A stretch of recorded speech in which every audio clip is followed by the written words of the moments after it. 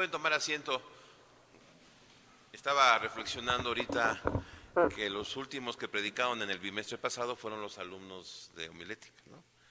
Entonces ahora a ustedes les toca hacer la retroalimentación. Nada más a ellos, a los demás no. Los demás no pueden criticarme, ¿eh? Solamente voy a dejar, como yo me los puse muy parejos en el curso, a rato en la clase se pueden desquitar de todo lo que les dije. Nada más los alumnos de homilética, los demás no. Los demás no. Bien. Oseas capítulo número 11. Es muy común la idea de que Dios se revela en el Antiguo Testamento de manera diferente a como se revela en el Nuevo Testamento. Algunos creen que el Dios del Antiguo Testamento es un Dios colérico, justiciero, vengador y tan santo, que es intolerante con el pecador, que mide al hombre conforme a la ley y que aún la misma salvación, y esto sí es una herejía ya, la aún misma salvación opera de manera diferente en el Antiguo que en el Nuevo Testamento. Algunos herejes del primer siglo decían que el Dios del Antiguo Testamento no era el mismo que Jesús vino a predicar, o en el que vino Jesús. Que el Dios que vino con Jesús es el Dios de la gracia y del amor. Y que el Dios del Antiguo Testamento era el Dios colérico y destructor, que era un imitador, una caricatura falsa o ridícula de aquel gran Logos, que era todo bondad y todo amor. Debemos entender que el Antiguo Testamento es promesa del Nuevo, lo que se cumple en el Nuevo. Por lo tanto, es el mismo Dios. Los autores lo comprendieron, del Nuevo Testamento lo comprendieron así. La misericordia y la gracia no están ausentes en el Antiguo Testamento. El pasaje que acabamos de leer de Oseas 11 es un ejemplo claro. Nos muestra, digamos, las facetas o las formas del amor de Dios para la humanidad. El capítulo 11 de Oseas, quizá junto con los primeros capítulos del mismo libro, nos describe de una manera nítida y profunda los aspectos del amor de Dios. Este pasaje es de los más cálidos y hermosos del Antiguo Testamento. Capítulo 11 de Oseas, Dios es comparado no con un esposo traicionado por su mujer. Tampoco es comparado como un agricultor desilusionado por su viña. Dios aquí no es descrito como un rey poderoso, ni como un juez implacable. Para mostrarnos las facetas del amor de Dios, Oseas nos da el ejemplo de Dios como Padre amoroso que salva a su hijo, lo disciplina, sufre por él y lo restaura. Dios es aquí un Padre amoroso, insisto, pero también tristemente preocupado por su hijo, por el cual sufre, lo salva y lo restaura. Oseas 11 nos muestra de manera clara cómo es este amor. Quizá hasta mejor que otros pasajes del Nuevo Testamento.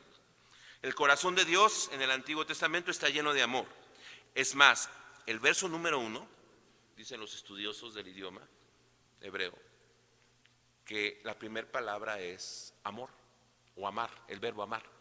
El que en nuestras versiones aparece amé, casi como al final de la oración, es el que empieza, es la palabra que está en el inicio, dando así una línea de pensamiento a todo el pasaje.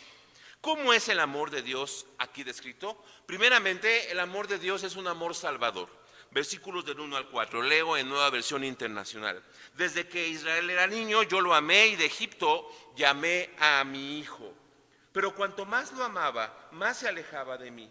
Ofrecía sacrificios a sus falsos dioses y quemaba incienso a las imágenes. Yo fui quien le enseñó a caminar a Efraín. Yo fui quien lo tomó de la mano. Pero él no quiso reconocer que era yo quien lo sanaba. Lo atraje con cuerdas de ternura. Reina Valera dice con cuerdas de amor. Luego dice, lo atraje con lazos de amor, con cuerdas humanas, con lazos de amor. Le quité de la cerviz el yugo y con ternura, y vuelve a este tipo de expresiones, me acerqué para alimentar. La idea ahí es que se puso así junto con sus mejillas y le dio de comer. Yo no sé de los que somos padres si alguna vez hicimos eso con nuestros hijos, acercarnos casi como se acerca la mamá. Pero nota, es el amor de un padre. Es un amor salvador. Primeramente, soberanamente electivo. Dios ama por su soberanía. El amor de Dios está relacionado con el llamamiento de Israel. De Egipto llamé a mi hijo. El pacto que Dios había establecido con Israel es la clave de interpretación de todo el Antiguo Testamento. No se puede entender la identidad del pueblo de Dios sin esta verdad histórica, Dios haciendo un pacto con él. De la misma manera, como hijos de Dios, como cristianos, nuestra identidad y nuestra razón de ser está en la cruz del Calvario, en donde Jesús, Dios mismo, a través de Jesucristo, hace con nosotros un pacto que tenemos que ir recordando aún cada mes, según las iglesias, o cada semana, algunas otras, o cada 3 meses, cuando celebramos la Cena del Señor. Recordamos el pacto que se hizo en la cruz. Este pacto fue por iniciativa del Señor. En Israel no había nada que provocara el beneplácito divino.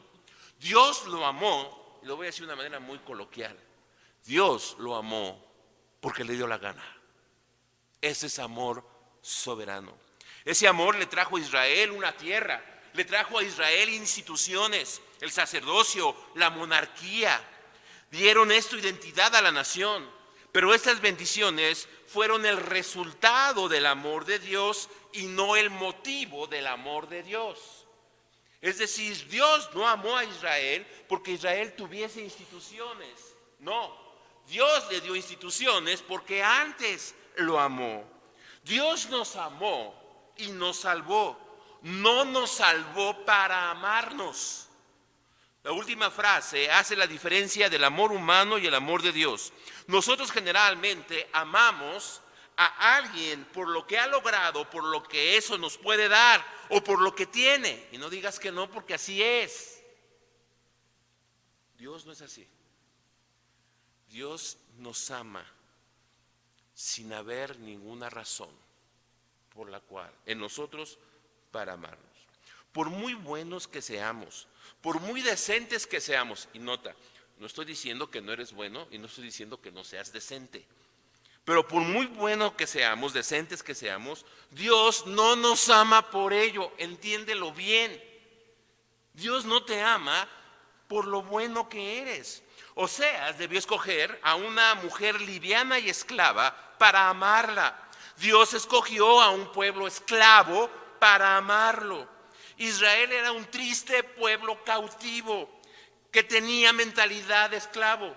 ¿Te acuerdas? ¿Qué hace un esclavo? ¿Qué es la típica característica de alguien atado a algo? Quejarse. ¿Y te das cuenta cuando sale Israel? Pura queja porque tiene mentalidad de esclavo. Dios no escogió, fíjate, Dios no escogió a los griegos, aquella gran cultura de los filósofos para amarlo, ¿no? En nuestra actualidad diríamos que Dios no escoge a los teólogos, ¿no? Para amarlos. Tampoco Dios escogió a los romanos, aquellos que lograron conquistar al mundo y establecer una gran cultura de la ley, ¿no? Tampoco a los antiguos y formidables egipcios, que yo sigo sin entender cómo construyeron grandes cosas, ¿no? Tampoco a los aguerridos y valerosos asirios, no. Amó a un triste pueblo esclavo y de ancestros con una dudosa calidad humana, moral y espiritual. Nada más ve cómo fue Israel o Jacob, nada más. Así es de que no hay nada, es por soberanía. Además, al ser soberano también nos va llamando, en su soberanía nos va enseñando. Dios continuó llamando al pueblo de Israel con sus palabras y tanto con palabras como con hechos. Y hay que recordar que cuando Dios hacía algo, también hablaba, y cuando hablaba, también hacía. Cada acción de Dios a favor de Israel fue una constante llamada para ser su hijo, para salir de lo que había. No solamente salir de la esclavitud de Egipto, sino salir de la idolatría de Canaán, sino salir de la influencia babilónica. Y sigue siendo la misma llamada. Cada vez que Dios hace algo por nosotros, nos está llamando a salir de los egiptos en los cuales a veces estamos. Porque Dios nos ama. Pero este muchacho era un muchacho cabeza dura, que no quería reconocer.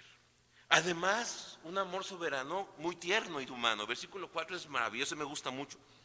Dice, con cuerdas de ternura, con cuerdas humanas, con amor, con ternura, te atraje. El versículo 4 describe las cuerdas con las que Dios nos llama. Amor, no con ira.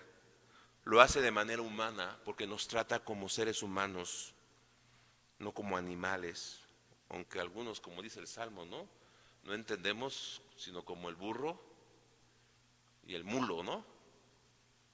Nos tienen que jalar con cabestro así para que y ahí nos doblan la cerviz. Sin embargo, Dios tiene otras formas. La acción de Dios para con Israel fue cariñosamente tierna. Oseas profetizó a Israel en el tiempo, fíjate, el tiempo en que profetiza Oseas es el tiempo de las vacas gordas del reino del norte. Fue el mejor tiempo. El tiempo de Jeroboam II, todos esos años fueron los mejores. En ese tiempo la nación del norte prosperó. La economía, ya México quisiera la economía que tuvieron los israelitas de aquellos años. El desarrollo social, todo iba muy bien, en buen rumbo, floreció el comercio, la industria, las artes. Y por tanto la economía, las ciudades prosperaban. Era la manifestación ¿de qué? Del amor de Dios para con Israel. Sin embargo, Israel fue un mal agradecido. Porque como suele suceder, cuando hay prosperidad y nos va bien, hay infidelidad e ingratitud. Y te voy a explicar por qué. Porque pensamos que eso que Dios nos da lo merecemos. Porque pensamos que si saqué 100 en mi examen de griego es porque lo merecí y no porque fue bendición de Dios. Yo sé que el ejemplo es muy ridículo, si quieres llamarlo, pero piensa en la salud que tienes, piensa en las cosas buenas que hemos logrado. No lo mereces. Es el amor tierno de Dios que te está llamando ¿qué? A salir de Egipto.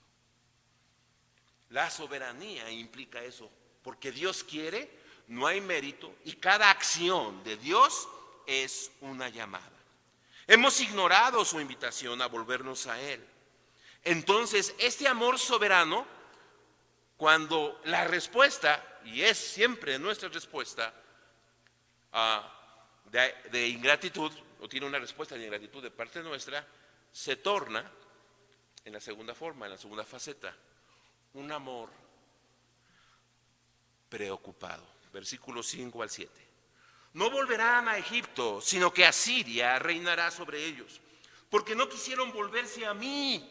En sus ciudades se blandirán espadas que destrozarán los barrotes de sus puertas y acabarán con sus planes. Mi pueblo está resuelto a renegar de mi nombre. Por eso, aunque me invoquen, no los exaltaré. Estos versículos, podríamos decir, hermano, aquí no está Dios preocupado, está Dios ¿qué? Enojado. Yo creo que está preocupado. Te voy a explicar por qué. Él comienza a decir que el pueblo se va a volver ¿a quién?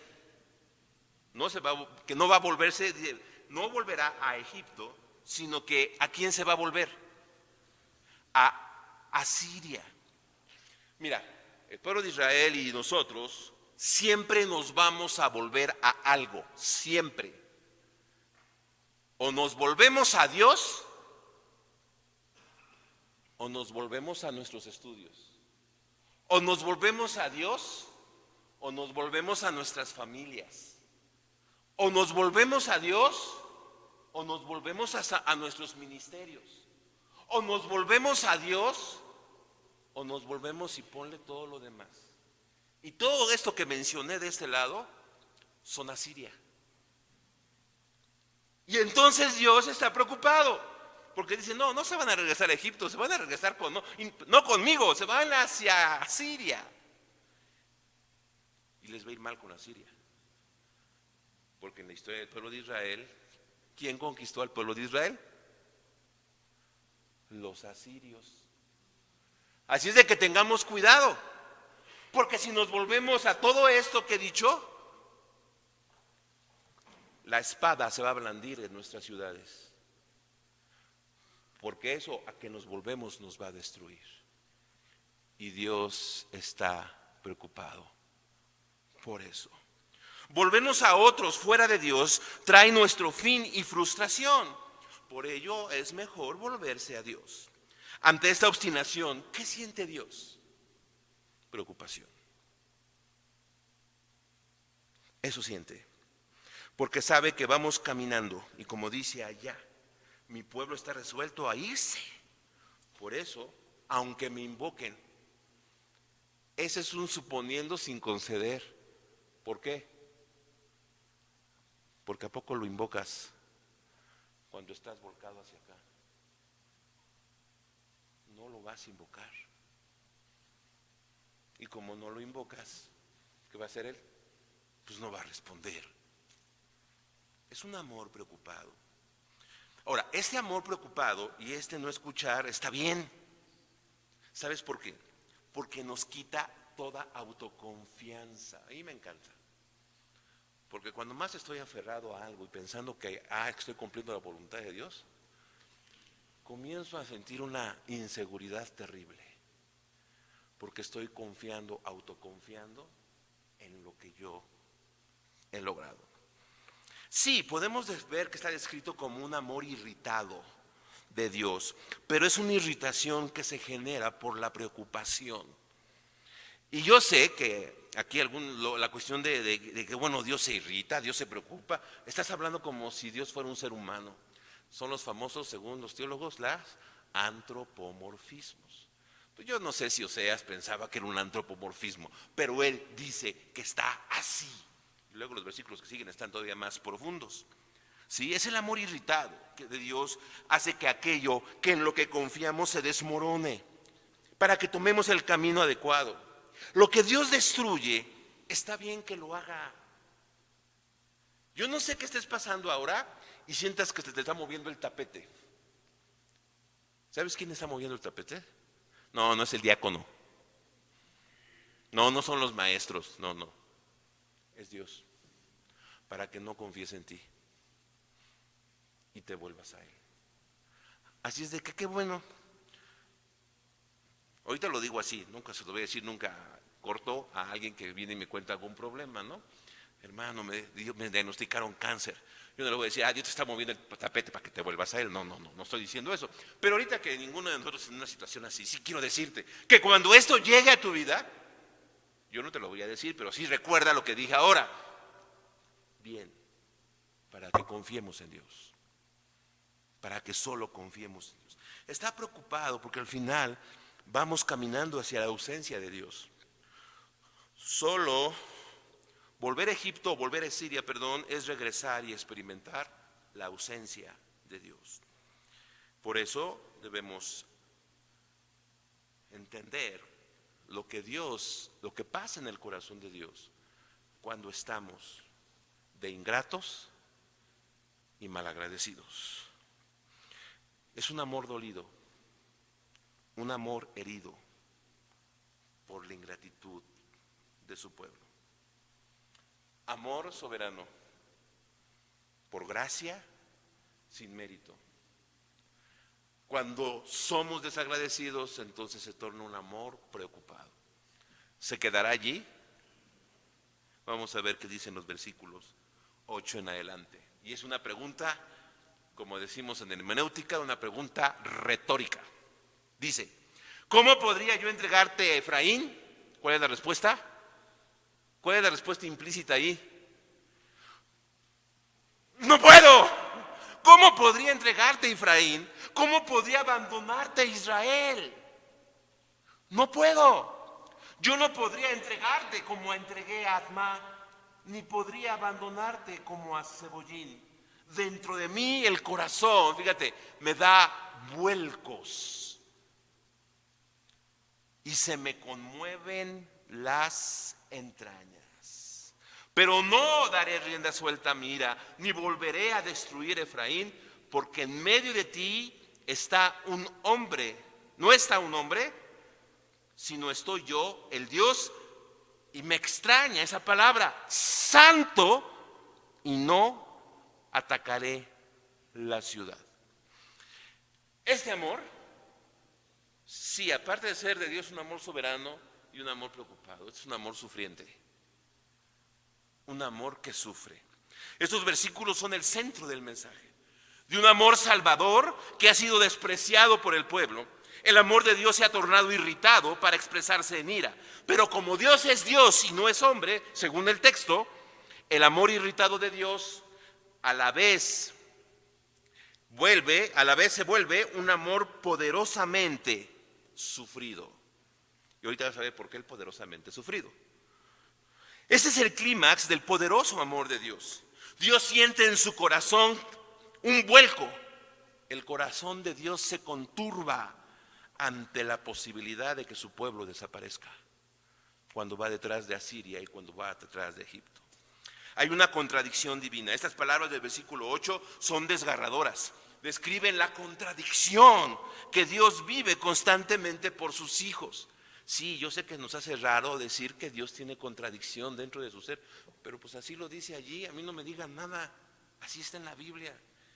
Y sí, si queremos racionalizarlo, pues podemos racionalizar muchas cosas, pero aquí dice que en Dios hay una contradicción. ¿Cómo puedo hacer esto? Dios no puede tratarnos como Admá y Zeboín. Entiéndase que, ¿como a quién? Exacto, hermano, sí estudió el contexto histórico ahí, ¿no? Esas eran ciudades que estaban también cerca de Sodoma y Gomorra y que fueron destruidas allá en Génesis 19. Aunque no esté en Génesis 19, pero sí estaban esas ciudades ahí.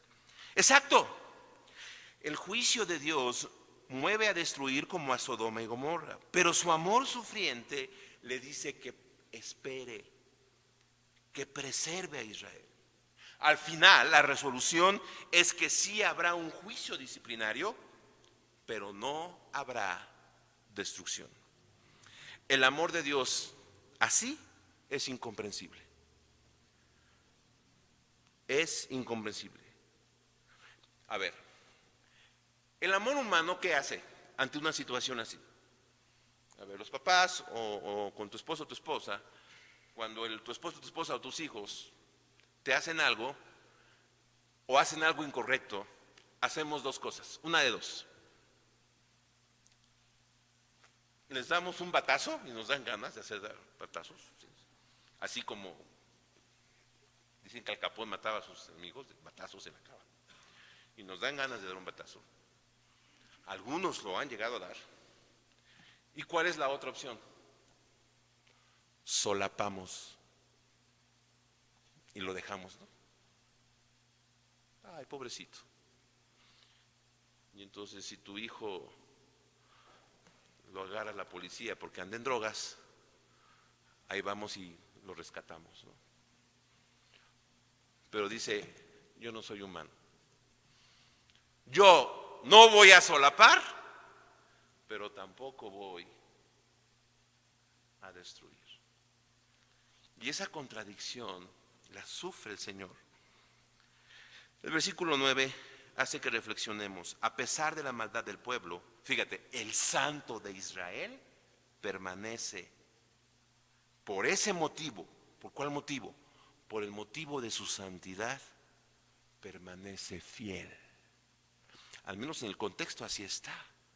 La razón por la cual Dios no destruye al pueblo no es por amor, sino por su santidad. Generalmente asociamos santidad ¿con qué? Con destrucción. Y yo no digo que esa faceta exista, pero el pasaje está haciendo énfasis que si Dios no destruye es porque es santo.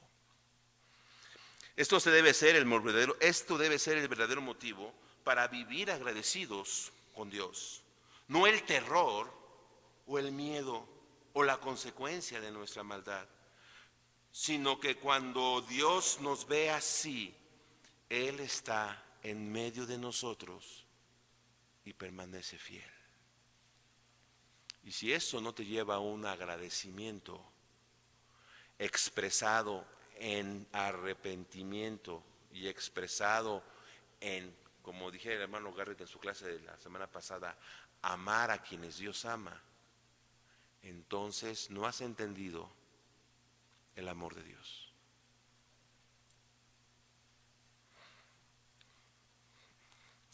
Acabará así en un amor sufriente. Vamos a ver qué dice el versículo 10 y el versículo 11, porque quiero decirte que no fue Reina Valera, los que dividieron los capítulos ahí se equivocaron. El capítulo debió haber acabado en el versículo 11, el versículo 12 para adelante ya no es parte del capítulo 11, es capítulo 12, pero bueno, vamos a leer 10 y 11. El Señor rugirá como león y ellos lo seguirán. Está hablando del pueblo. Después de esta contradicción, Dios va a hacer un rugido.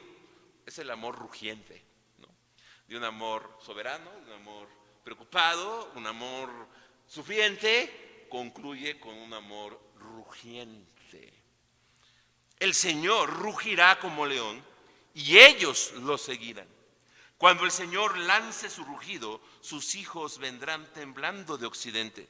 Vendrán desde Egipto temblando como aves. Vendrán desde Asiria. Nota, vuelve a retomar a donde nos vamos a regresar de aquello. Y cuando habla de temblor, es el temblor que produce el rugido, pero es un rugido que, acuérdate, antes tiene un sufrimiento, ¿ok? Vendrá desde Egipto temblando como aves, vendrán desde Asiria temblando como palomas, y yo los estableceré en sus casas. Por eso hablamos de un amor restaurador, pero un amor restaurador basado en un rugido. Dios ruge, es decir, llama poderosamente. Esa es la figura del rugido. La frase fue acuñada por el profeta Amós, pero Oseas le da un nuevo sentido. La idea de Amós es de rugido de juicio, pero aquí el rugido no viene ni antes o junto al juicio, sino viene después del sufrimiento de Dios. Este rugido ocasiona lo inaudito, provoca que el pueblo regrese en pos de Jehová. Este rugido es efectivo porque viene de un amor sufrido. Hace al hombre sensible y humilde, dispuesto y fiel para obedecer y seguir a Dios. El amor de Dios llama siempre a salir de la rebeldía. Si el amor de Dios no te mueve, nada te moverá. Al inicio del pasaje, Dios llamó con amor al pueblo. Este despreció su amor. El amor se volvió irritado, se volvió preocupado y sufriente, pero al final del pasaje Dios llama y salva. Juan en el Apocalipsis volverá a juntar los dos conceptos cuando pone al cordero y al león. Y déjame hacer una aplicación que puede expresar el cumplimiento pleno o el sentido pleno de este pasaje. Y ahora que se acerca la Semana Santa, si quieres puedes usar estos ejemplos para la Semana Santa. El viernes es el amor sufrido. Y el sábado y el domingo de resurrección es el rugido que llama a la salvación. Sí, la cruz del Calvario es el amor sufriente. La resurrección es el rugido que llama a volvernos a Dios y a nuestro Señor. Que Dios nos bendiga.